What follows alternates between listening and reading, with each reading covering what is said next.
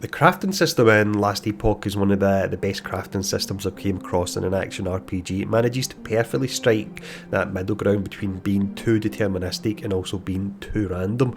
Now, for this reason, once you actually understand the crafting system, you know the ins and outs of it, you can get some pretty amazing results on your gear. So that's what we will be covering in this video. We're going to cover everything you need to know to craft in order to get those amazing results for your gear.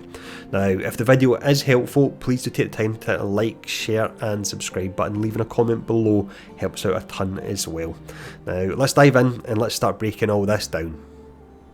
So we'll start off with the basics here. In order to craft, you need to access the forge. The forge can be accessed at any time by pressing F on your keyboard. In regards to your gear pieces, there'll be 4 affixes available on a gear piece. Now 2 of them are prefixes and 2 of them are suffixes. You can see in your forge you have the prefixes listed on the left here. In this instance we've got cast speed and we've got lightning damage, and then you can see you've got your suffixes listed on the right. It's chance to ignite and chance to blind on this particular gear piece. Generally speaking, when it comes to your prefixes and suffixes, your prefixes will be offensive and your suffixes will be defensive. Now your gear and the power of the particular affix is determined via the tier. You can see I've got tier 2 for cast speed here. I have tier 1 for lightning damage. Through the forge you can actually increase the tier on affixes. You can increase it up to tier 5. That's the maximum you can do through crafting. In game you will get items known as exalted items. I've actually got some here I can actually show off. If we change the tooltip, you can see this is a tier 7 drop for vitality. It's offering a huge amount, 20 vitality there. That will only drop in game. You cannot get up to tier 6 and tier 7 through crafting. So there is a limit in how powerful your gear pieces will be through the crafting system, and your strongest pieces will generally be found, or the strongest base pieces will generally be found in game before you start thinking about with them in the crafting system as well. Now, in order to do that tinkering in the crafting system, you need something known as forging potential. This allows you to perform your crafting actions. Now, the highest rarity I've actually seen for forging potential is 55. I don't believe it goes any higher than that. If you get that, it allows you to do a huge amount of crafting and make a pretty amazing item. Now, your forging potential and how high you actually get on it is dictated by the rarity of the item. So generally your exalted items will have the highest forging potential, and also it can be dictated by the area where you actually get the item dropping as well. So for example, the best place to go would be your empowered monoliths. In regards to your crafting and what you actually use your forging potential for, it'll be a combination of 3 different things. It's your shards, runes and your glyphs, and I'm going to break all them down in this video and tell you when you want to use the different ones. So each time a shard or a rune is used, you have a random amount of forging potential which is actually taken off your total. So we can see, for example, here at the moment I've got 11 forging potential. If we click on to increase lightning damage, we can see down the bottom here it tells me that it would cost between 1 to 10 forging potential to actually upgrade this effect. So we'll get in and we'll actually upgrade this here and we'll see how much it costs. So that's went down to 3, so doing some quick maths there, that's 8 forging potential it actually costs me. And in fact I didn't need to do the math, because down the bottom I've just noticed it actually tells me here. So minus 8 forging potential, but it gave me an additional 12 increased lightning damage there. So I could do an additional craft as well. Let's actually just go in and we'll do that. We'll increase our cast speed. This will cost between 1 to 12. We only have 3 left, but it doesn't mean the craft will fail. For example, if it would have, let's say, cost us 12 forging potential, it will still go through here. So if we click upgrade effects, there we go. We now have tier 3 for our cast speed on this particular item. Now, when you are crafting, you can get something known as a critical success. It doesn't happen too often, but when it does, you won't use any of your crafting materials, and a random effects on your item will be upgraded as well. So that is a quick breakdown of the basics of crafting. Let's go in now and let's talk about shards. In order to upgrade the tier of an affix in an item, or actually add a new affix, then you will need shards. Now these will drop in game when you defeat enemies. There's a random chance they'll drop these. They'll drop them in clusters, and when you pick them up there's a vacuum effect, so you'll pick all the ones that are nearby up as well. That's the first way you get them through combat, and the next way you can get them is by using something known as a rune of shattering or a rune of removal. We're actually going to talk about them later when we get to the section where we specifically talk about runes and crafting. You'll get get a large amount of your shards through your monolith reward chests as well. Now if I actually bring up my crafting materials, here's all the different shards I've got for this particular slot that I've got in the forge. That's my prefixes and that's the suffixes. You can see I've got an absolute ton of these because I pick them up whenever they drop, and I have been playing the game for a long time as well. Now there are certain shards that only drop in higher level zones and others that are less common. A perfect example of that would be a shard known as hybrid health, which adds additive and percentage health in one effect, so it's exceptionally strong, but it doesn't drop that often. I'm going to do a video later on talking about rare effects and how you actually set up your loot filter to highlight these, but do know there's certain shards that are rarer than others. They don't all have the same drop rate. Now in regards to your crafting and using your shards, I'll show this off very quickly. We've already showed off how you actually increase the tier, but for instance here we'll show how we add a brand new effect. So we have a free slot on this particular item, it's a suffix, so we must choose from the suffixes and the different options we've got available here. So we'll go for, let's say for example, we'll go for health on melee hit. It's going to be between 1 to 18 forging potential to add this on here. So we'll add this on, and there we go. It used 13 forging potential, we've added plus 3 health gain on melee hit. Now one thing I'll mention that's really important when it comes to actually upgrading your affixes on an item, the higher tier you're going from, if you go from let's say tier 4 to tier 5, the roll range for your forging potential will be higher, and I'll show it off so it makes more sense here. If we wanted to upgrade this tier 3 to tier 4 for example, it would cost between 1 to 18 forging potential.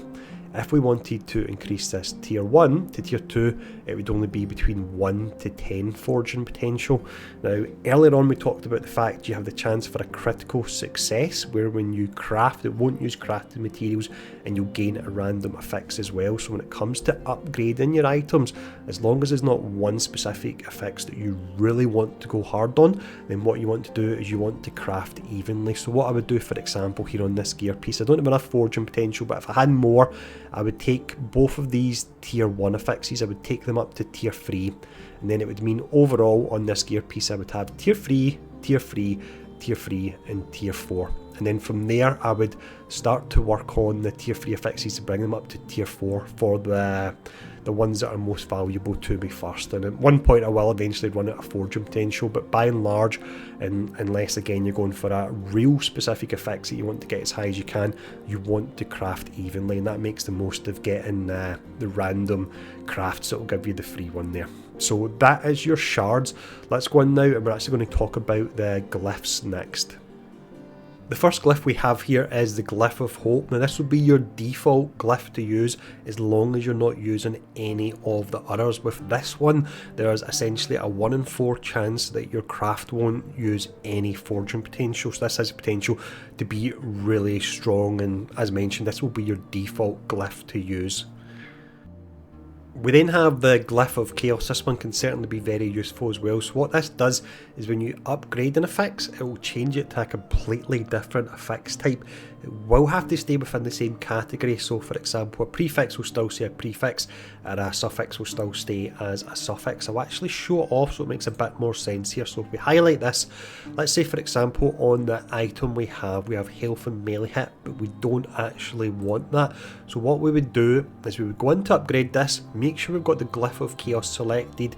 If we click on upgrade and reroll, we can see it's changed to a completely different effects, and the rarity of the tier has went up as well. So these can be exceptionally helpful. Yes, you have got that element of randomness in it, but if you have an affix on a near perfect item, let's say you've got 3 out of 4 affixes that are perfect, and within the pool of affixes for that 4th affix that doesn't really fit your build is one that could work, you're worthwhile rolling a few Glyphs of Chaos and see if randomly it will change it to an affix that will work for your build. We then have the Glyph of Order. This is one that personally I don't ever really use this one at all. With this, when you upgrade the tier of an affix, the roll range of the power of that affix will actually change as well. This will stop that from changing. So just to show this off as an example, if we look at the second affix down here, we've got a pretty high roll on it. It's 66% increased damage over time. The range for this is between 54 to 68, so it's almost a max roll range. So if we were to use this particular glyph and we upgrade the tier in this particular fix, it would maintain that roll range. So to make it simpler, let's just say it was actually sitting at 68% increased damage over time, which was 100%. It means the next time that rolls up and the range goes higher, it would still be at 100% of the higher range. So in some instances it may be useful, but it's not personally a glyph I've found myself really using at all. We then have the Glyph of Despair. This is a more rare glyph, but it can be exceptionally powerful. So this particular one, what it does is it seals an effects, it moves it to its own separate slot, opening up a new slot for you to drop in a new fix. Now the best use I've actually found for this is if you have an item, and let's just say if we look at this item here, if it had health regen on it, if I knew without a doubt I didn't want to use that, I didn't want to use a Glyph of Chaos to just randomly re-roll it into something else. Let's say I was looking for Hybrid Health, which is available in this particular slot, then I would use a Glyph of Despair on it. Now I'll just mention the way this actually works. When it moves it to its separate slot, the chance for it to do that at tier 1 is 100% guaranteed that this will move from this slot into another one. In a moment, once I do it, it will make more sense. But if you were, for example, trying to move this tier 3 into its own separate slot, then it would be a much lower chance for that to go into its slot and for the rune to actually work. One final thing I'll mention as well is if you're looking to craft a legendary item, then you can't craft a 5 effects item into a legendary item. So as soon as you use the Glyph of Despair in an item, it can no longer be used for legendary crafting. That's really important to note. But let's go in and actually use this so it does make more sense. So we've got health regen, we don't want this on the item, we've got Glyph of Despair selected, we click here, we click upgrade effects, you can see it's moved to its own sealed slot, and that's opened up that slot, and that allows me to pick any suffix that I actually want. So as mentioned, I talked about hybrid health, and there we go. We'll just make sure this is on clear, so we're not changing anything for this. We click add effects and we now have hybrid health, so we've chosen a particular effects we can put on an item there, but again it means the item can't be used for legendary crafting, and it's only 100% guaranteed to become a sealed effects if it is tier 1. So very useful glyph for this particular one. Finishing up the glyphs here, we have the Glyph of Insight. Now I'm going to do a very basic overview of this because there's a lot going on with this and it probably deserves a video on its own, but for the purpose of this video with this here, it changes a prefix into an experimental affix. I'll just mention that in order to get a Glyph of Insight, you first need to use a Rune of Research. I'm going to talk about runes in just a moment and we will cover the Rune of Research within that section, but this will change, as mentioned, a prefix into an experimental affix.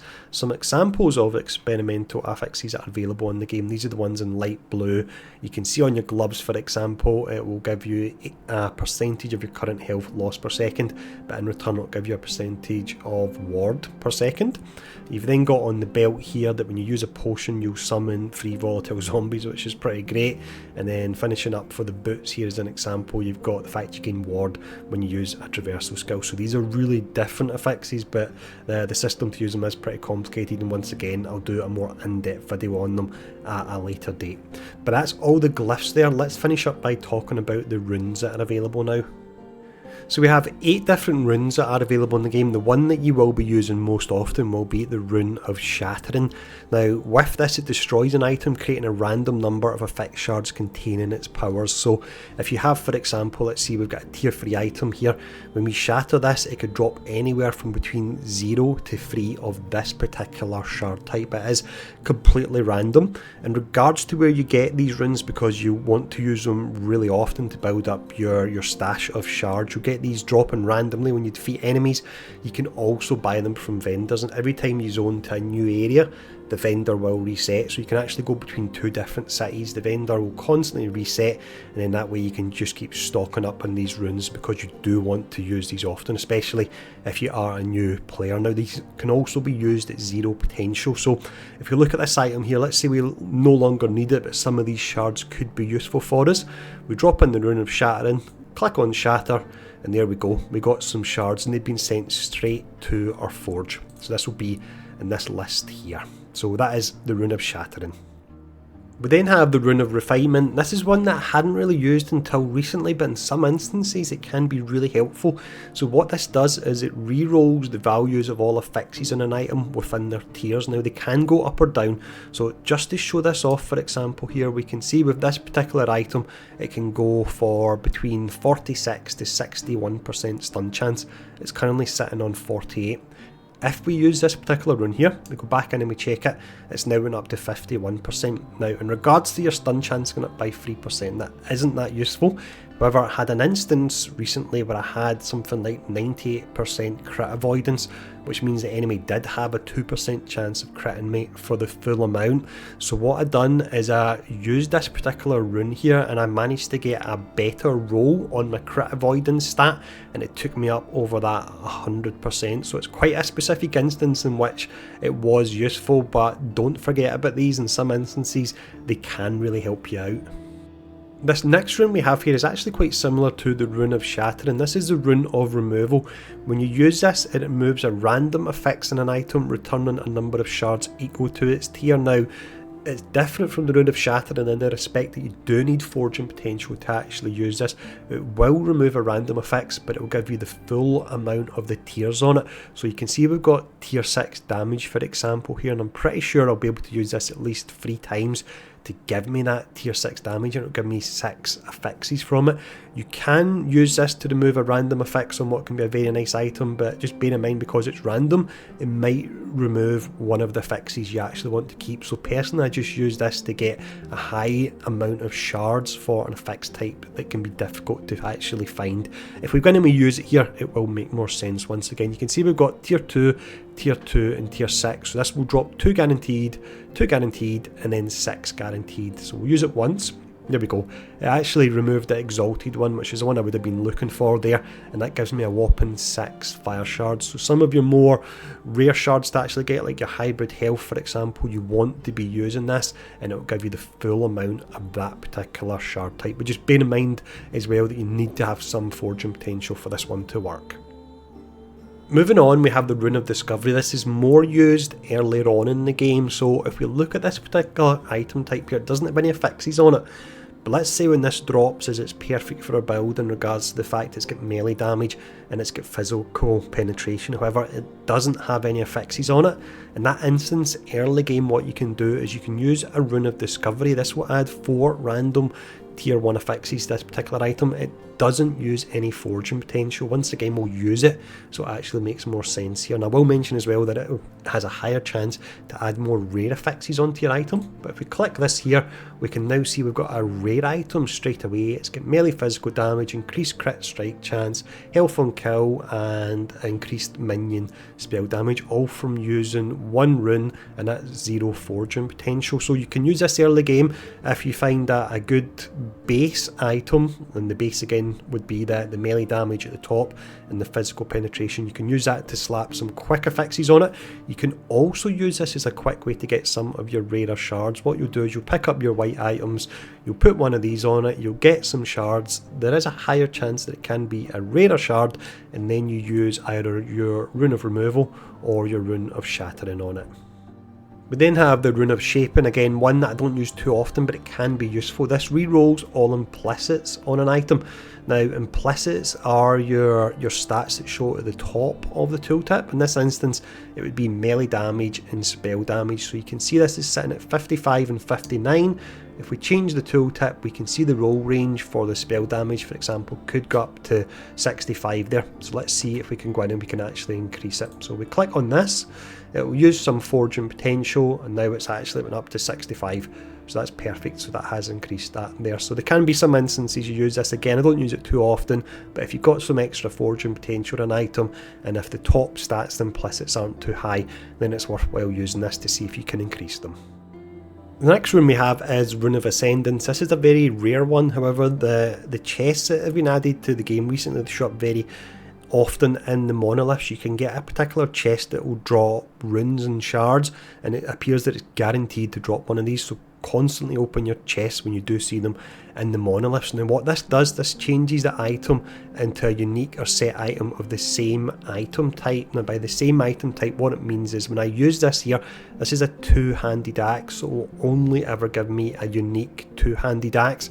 It won't give you boss specific uniques, so that's uniques that will only drop from bosses. You won't get them from using this. But once again, let's actually use it, because whenever you actually see it in action, it does make a lot more sense. So in a moment we will have a two-handed unique axe, and there we go, two-handed axe, and it's a unique one as well. If you're a new player, these can be nice. They are pretty rare to get, but these can be nice to start to build up your collection of uniques. And if you're looking for something, let's say like the Helm of the Scurry, which transforms your wolves into squirrels, which everyone absolutely loves, then you'll just drop a helm in here and you'll use these, and fingers crossed you'll get lucky. It's not a boss specific unique, so you can get it that way. This next rune here is the rarest one in the game. I believe if you play Path of Exile, you get an item called a Mirror, and this is essentially the same. So it's a rune of creation, and all the time I've played multiplayer, which is several hundred hours, I only have 4 of these, so it is really rare. So this duplicates the item, but reduces the forging potential of both the original and the copy to 0. Now, the times that I would actually use this is, let's say, for example, you got a perfect ring, and because you can equip 2 rings, if you duplicate that, then you get 2 of that perfect ring, so it can be great for that. Other instances where I'll actually use it is we've got an exalted item. So let's say, for example, I have something that's quite a rare affix on an exalted item, and it drops as tier 7 and it drops as 100% of the roll range. What I would actually do before I go in and I try and legendary craft that exalted item is I would make a copy of it, and in that way I've got 2 chances of dropping that perfect tier 7 100% affix onto a legendary item. So that's the 2 times I would use it, but once again they are exceptionally rare, so be really careful about how you use these. The final rune we look at here is the Rune of Research, another recent addition to the game. This ties in with the Rune of Insight that we talked about earlier on. It's very similar to a Glyph of Despair how this works. It seals an effects, but in this instance it's guaranteed to seal an experimental effects. It doesn't matter if it's tier 1 or tier 5, it's guaranteed to seal that and move it to its own slot. When it does that, there's a chance that it will give you a Glyph of Insight as well, and we talked about them earlier on in the video, but we'll actually go in and we'll use this. So we can see we've got an experimental effects here, which is Volatile Zombie and Potion Use. So if we seal this effects, even though it's tier 3, it's guaranteed to move down, and that opens up this slot so we can put another item in there. So again, this is one that can be really pretty useful as well. So that really is everything you need to know about crafting in Last Epoch. The video actually turned out a bit longer than I expected, but hopefully there's a lot of useful tips in there for you, and it'll allow you to really craft the best items for your build. Now, if the video's been helpful, there's a ton of other guide content on the channel, so do feel free to check that out. And thanks for tuning in for this one. Stay safe, and I'll see you all again soon.